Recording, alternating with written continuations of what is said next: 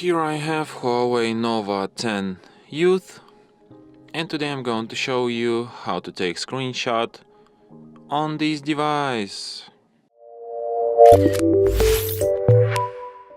So to do this, all you need to do is to just press combination of keys, power key plus volume up, volume down at the same time like this, and screenshot will be taken. So let me show you once again, power key, volume down, and we got it. So one last time, volume down, power key, and let's get it.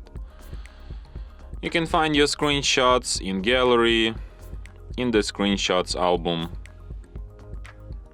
and here they are. And from here you can share, favorite, edit, delete your screenshots, or perform some other actions from this list.